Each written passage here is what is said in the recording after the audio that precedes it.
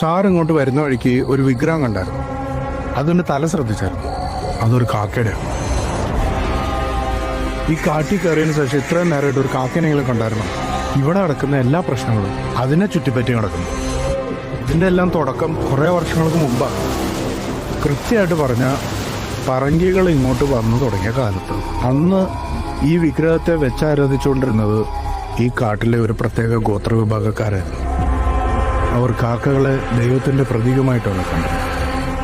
അവർക്കും അവരുടെ പരമ്പരകൾക്കും നല്ല കാലം വരാനായി അവർ ഈ വിഗ്രഹത്തെ വലം വെച്ച് പ്രാർത്ഥിച്ചിരുന്നു.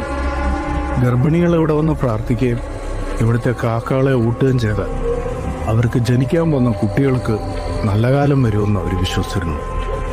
പറങ്കികളുടെ അധിനിവേശം ശക്തമായിരുന്ന കാലത്ത് ഇവിടം ഭരിച്ചിരുന്ന യുക്തിവാദിയായ ഗബ്രിയൽ അന്റോണിയോ പ്രഭു അന്ന് വരെ ഇവിടെ നിലനിന്നിരുന്ന എല്ലാ വിശ്വാസത്തെയും തുടച്ചു നീക്കാൻ തീരുമാനിച്ചു.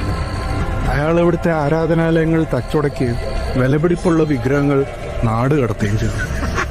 പുറം ലോകത്തേക്ക് വലിയ കേട്ടുകേൾവിയില്ലാതിരുന്ന ഈ വിഭാഗത്തെക്കുറിച്ചും അവരുടെ ആരാധനയെക്കുറിച്ചും ഒരിക്കൽ പ്രഭുവിന്റെ ചെവിയിലെത്തി.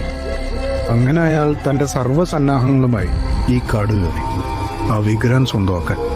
അന്നിവിടെ ഉണ്ടായ ഊരുമക്കൾ എത്ര കരഞ്ഞു പറഞ്ഞിട്ടും അയാളത് ചെവി കൊണ്ടില്ല.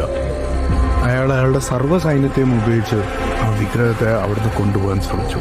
പക്ഷെ എത്ര ശ്രമിച്ചിട്ടും അവർക്കത് സാധിച്ചില്ല. അതിൽ കോപം കൊണ്ട പ്രഭു ആ ഊരുമക്കളെ വെട്ടിയും വെടിവെച്ചും കൊന്നൊടുക്കി. എന്നിട്ടും കലിതീരാത്ത അയാൾ ഇവിടുത്തെ കാക്കകളെല്ലാം ചുട്ടരിച്ചു.